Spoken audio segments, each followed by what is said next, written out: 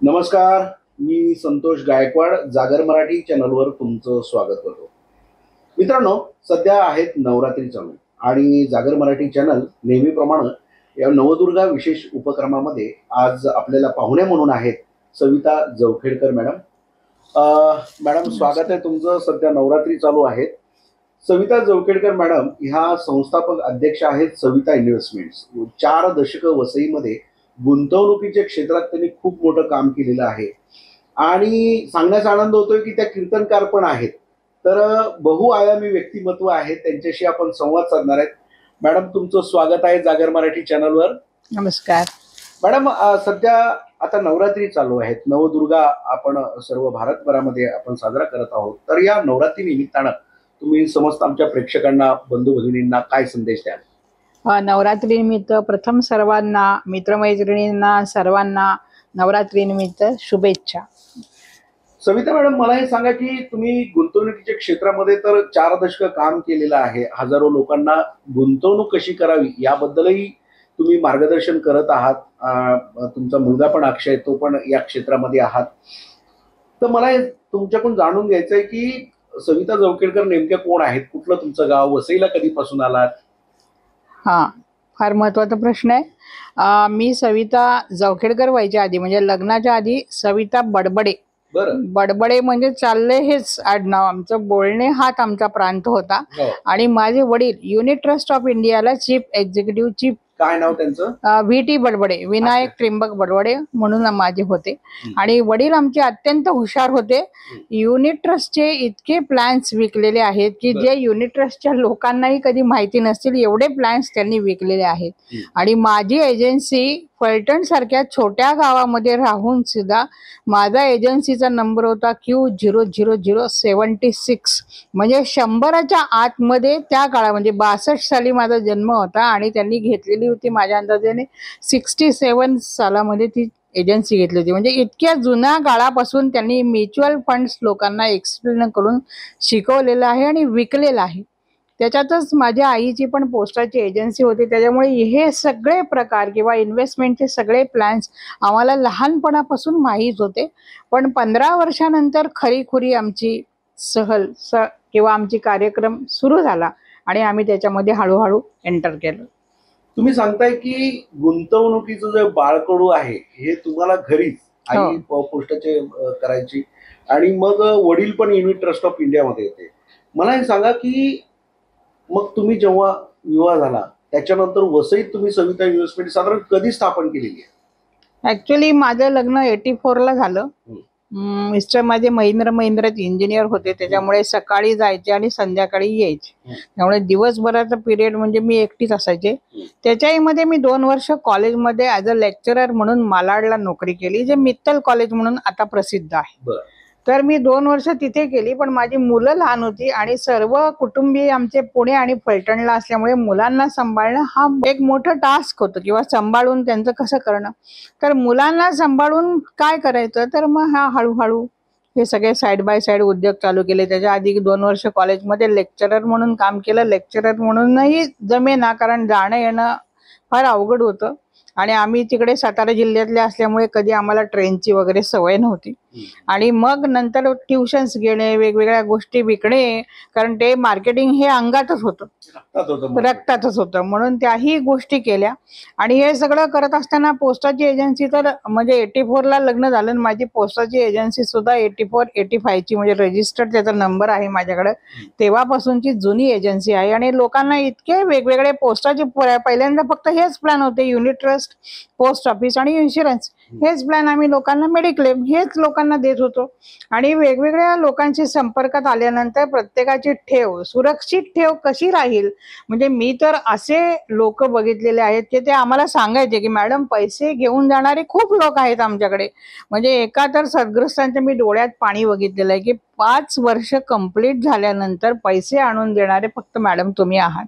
बाकी अनंत जण मोठ्या मोठ्या इन्व्हेस्टमेंट, म्हणजे अगदी RD रिकरिंग जे असतं ते सुद्धा मी वसईचे सगळे इंजिनियर, डॉक्टर, वेगवेगळे दुकानदार यांच्याकडून जाऊन घेतलेलं आहे. त्यावेळेला 1000 रुपये म्हणजे 40 वर्षापूर्वी म्हणजे खूप अमाऊंट वाटायची. मोठे काही गुजराती, मारवाडी ज्या लेडीज अशा असतात की त्यांना इन्व्हेस्टमेंट करायची असते, पण काही आपल्या म्हणजे फॅमिलीतले थोडेसे पैसे गुंतवून त्याच फॅमिलीला परत द्यायची त्यांची इच्छा असते, पण आपली सेव्ह करून आपल्या भविष्यासाठी करायची असते. पण त्यांना योग्य प्रकारे समजावून सांगितलं, त्यांचा विश्वास जिंकला, तरच ते आपल्याकडे राहतात.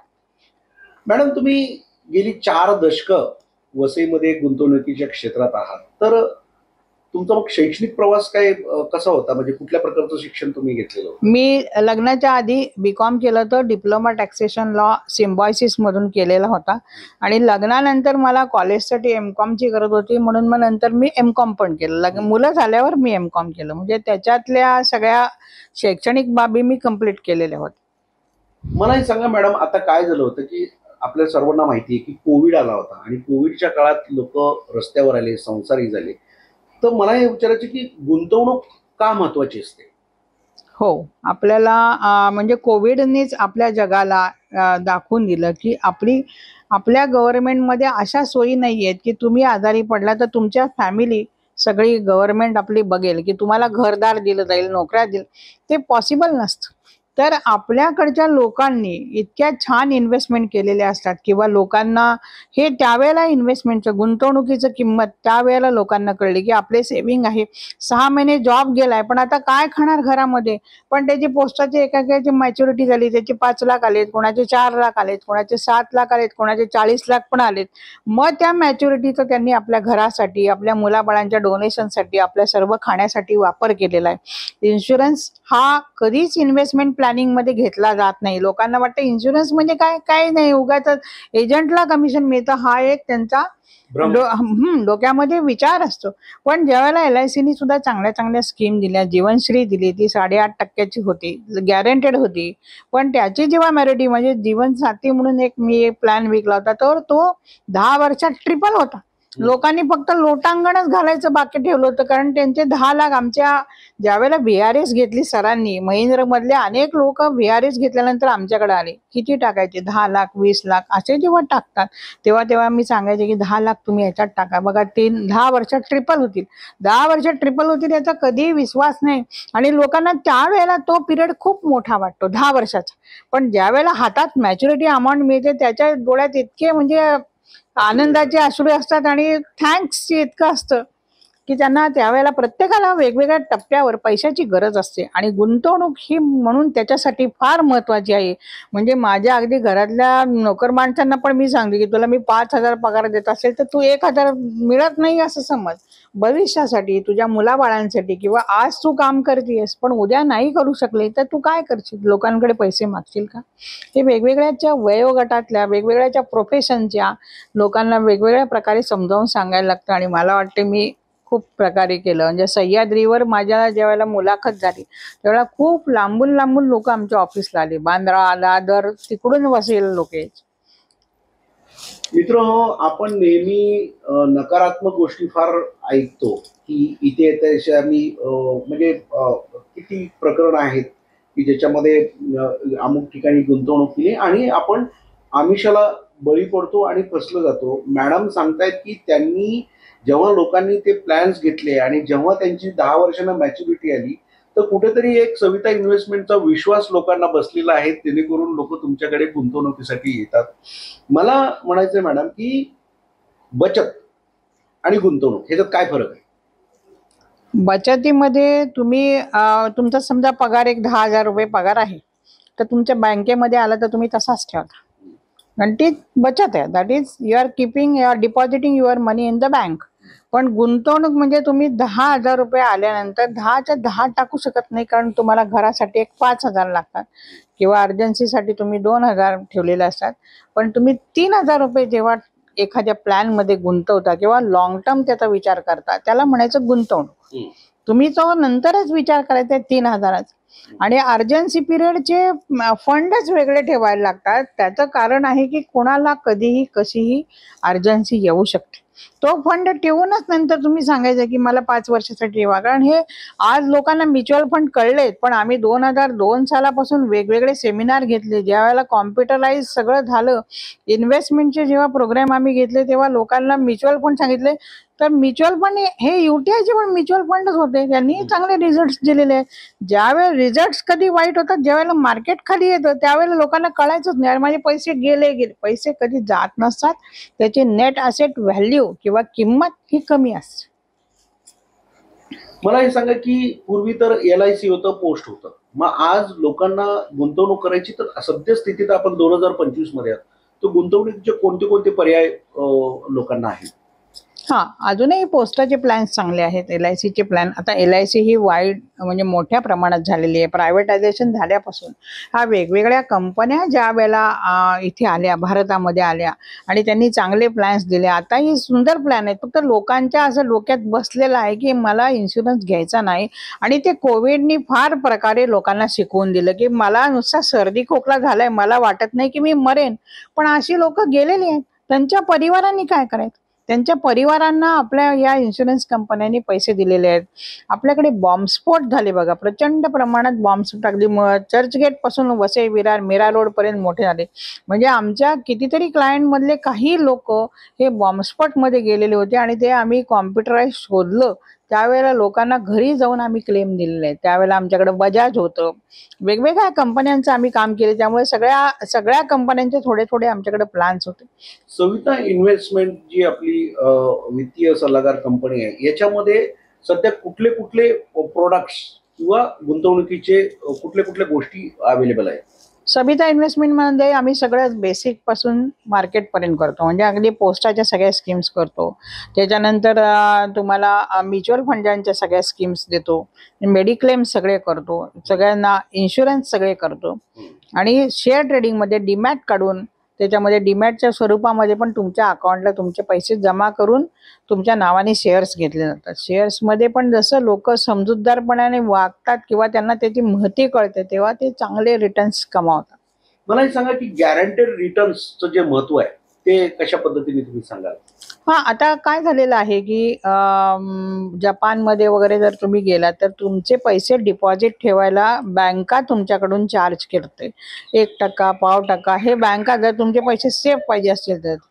आता 2000 बघा, जीवनश्री जी स्कीम आली ही मला वाटते 2008 साली होती की तुम्हाला 8.5% वगैरे तुम्हाला त्याचे रिटर्न्स मिळणार.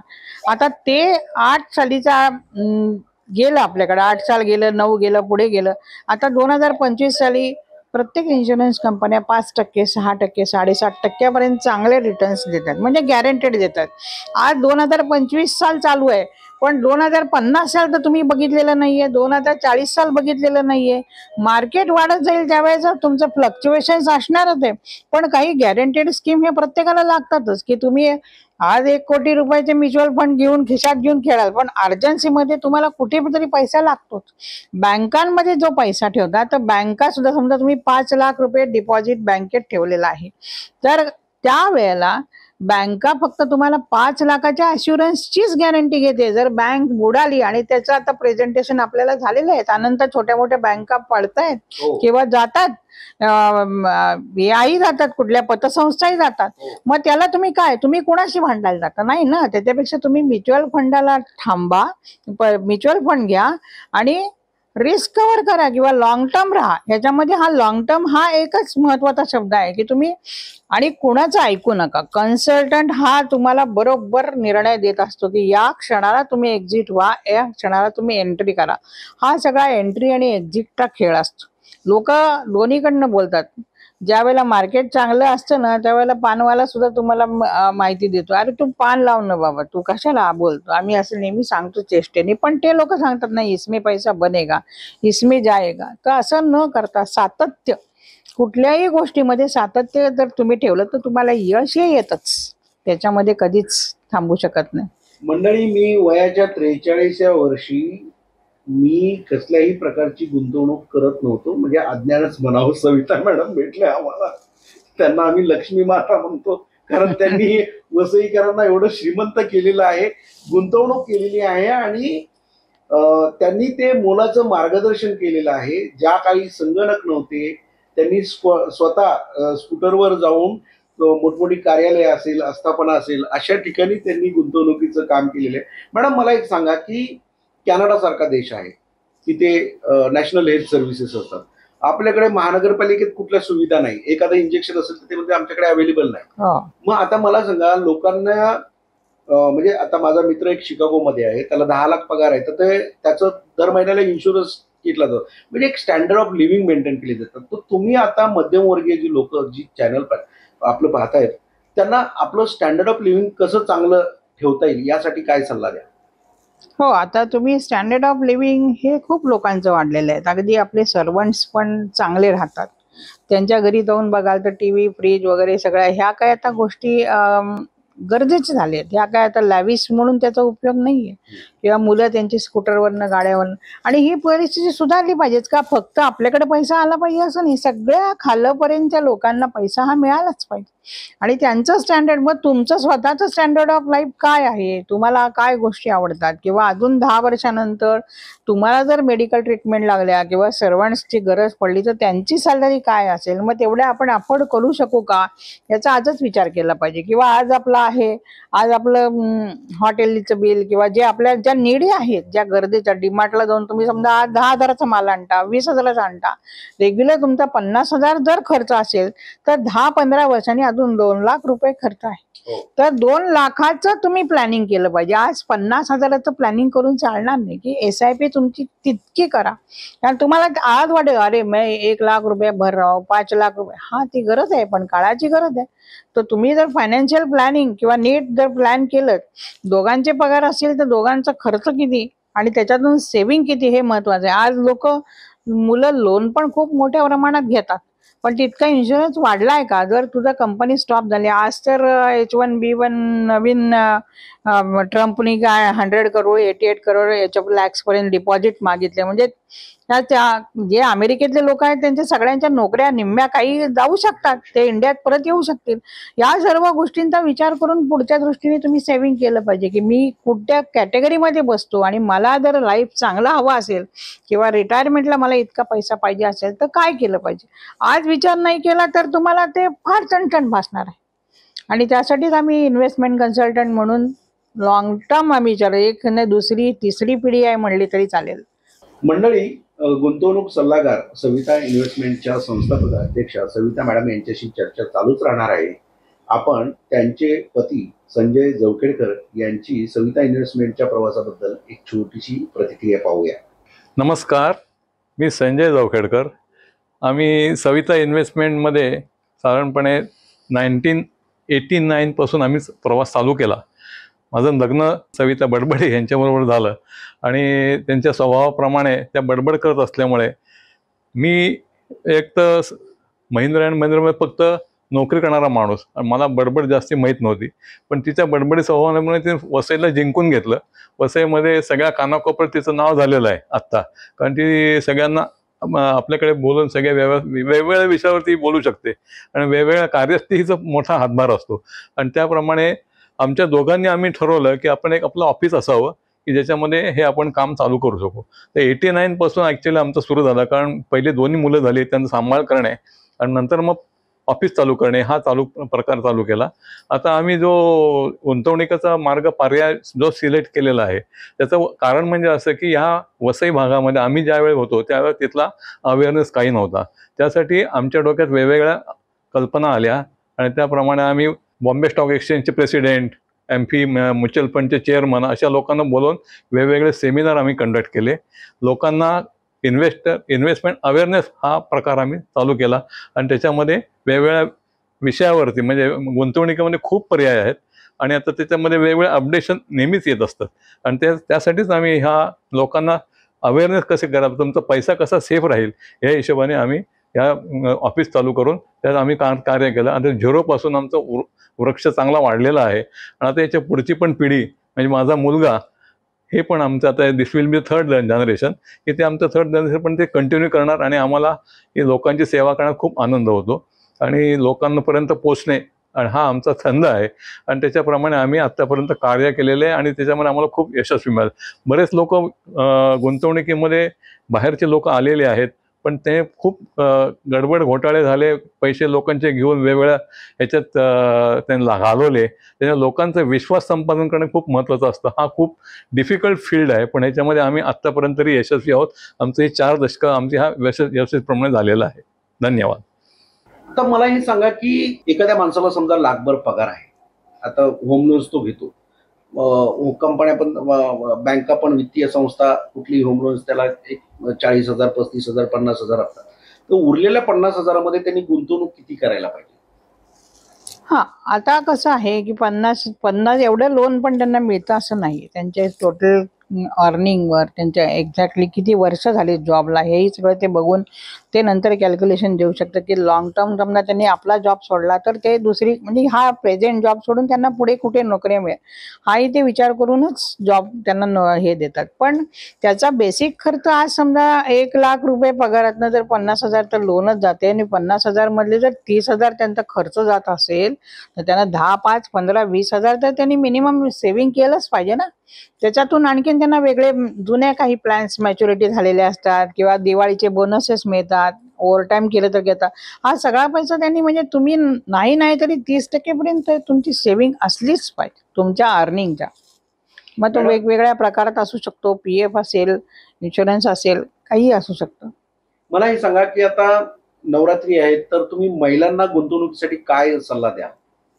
महिलांना गुंतवणुकीसाठी मी सांगू शकते की पहिल्यांदा तुम्ही स्वतःबद्दल किंवा आपल्या फॅमिलीबद्दल अवेअरनेस निर्माण करा की माझी स्वतःची पैसे मागणं नवऱ्यांना वगैरे सगळं ते चूक आहे. फक्त आपल्या फॅमिलीमध्ये किती आहे, आपला इन्कम किती आहे, आपला खर्च किती आहे, कोणत्याही अडचणीला आपण फॅमिलीला कशा प्रकारे मदत करू शकतो. कारण छोटे छोटे पैसे जरी तुम्ही गुंतवणुकीतनं बाजूला काढले तरी सुद्धा ती मोठी अमाऊंट होऊ शकते. मागे तर मी एका याच्यामध्ये विचारलं होतं की प्रत्येक बाईनी आपल्या नवऱ्याला विचारा की तुझा इन्शुरन्स किती आहे. तर ते लोकांना जरा वाईट वाटलं, पण सत्य परिस्थिती आहे. आज आपल्याला कोविडनी शिकवले, आपल्याला ट्रेन्सचे अपघात शिकवतात, इव्हन विमानाचे अपघात जे आता अहमदाबादचा बघितला ते तर एक मोठा दुर्घटना होती की चांगले लोकांचं डेथ झाली, त्यांना करोडो रुपये गव्हर्नमेंटकडनं मिळाले, पण त्यांची फॅमिलीची अर्निंग किती होती, पण ती फॅमिलीच गेली ना. तर ह्या सगळ्या गोष्टींचा विचार करूनच तुम्ही ठरवलं पाहिजे की सेव्हिंग हे फार प्रचंड प्रमाणात गरजेचं आहे. विदाउट सेव्हिंग तुम्ही यू कॅनॉट सर्वाइव्ह. तुमच्या कॅपॅसिटीप्रमाणे वेगवेगळ्या प्रकारे सेव्हिंग करत चला. फक्त सातत्य, regularity is very much important. मंडळी, या होत्या गुंतवणूक सल्लागार सविता जवखेडकर मॅडम.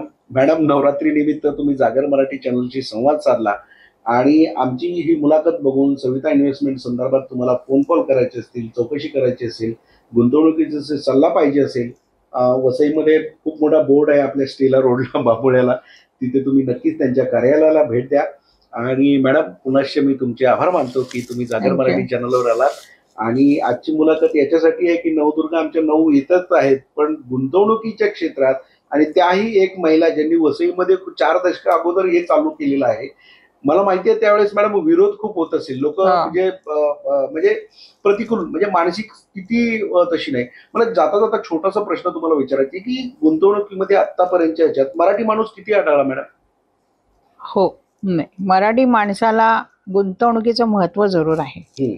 त्यांना असं नक्की आहे की जसं आपल्या सगळ्याच लोकांकडे पूर्वपार चालत आलेल्या प्रॉपर्टीज नसतात, हे त्यांना माहिती आहे की मी आज नोकरी करतोय पण उद्याची माहित नाही शाश्वती, पण मला थोडे पैसे, त्या अवेअरनेस खूप चांगला आहे मराठी. फक्त शेअर मार्केटमध्ये आणि म्युच्युअल फंडमध्ये कमी आहे, पण आता तो वाढलेला आहे लोकांना. आता त्याचे पूर्वी तर आम्ही विरारला वगैरे बघितलं ना तर त्यांना फक्त वाड्यांमध्ये वगैरे फक्त इंटरेस्ट असायचा की ही वाडी घ्यायची, ती वाडी. पण ते वाड्यांचं कॅल्क्युलेशन असं बघत नाहीत की वाडी घ्यायला तुम्हाला 20-25 लाख रक्त एकदम द्यायला लागते. हेच जर तुम्ही टप्प्याटप्प्यामध्ये SIP मध्ये केले तर त्याच्याही पेक्षा जास्त पैसे तुमच्या अकाउंटमध्ये जमा होतात, जे तुम्ही कधीही वापरू शकता. आता ती वाडी विकायला गेला तर त्याला पहिला विरोध करतात घरवाले, आजूबाजूवाले, नंतर त्याची किंमत 25 लाख असेल तर पाडून मागतात 20 लाख रुपये. तर ह्या गोष्टी अजूनही आहेत. काळ बदललाय आपण सगळं म्हणतो, पण त्या गोष्टी काळापरत्वे सगळीकडे घडत असतात. मॅडम, तुम्ही जागर मराठी चॅनलशी संवाद साधला. नवरात्री निमित्त आम्हाला आनंद आहे की सविता जवखेडकर चॅनलवर आल्या.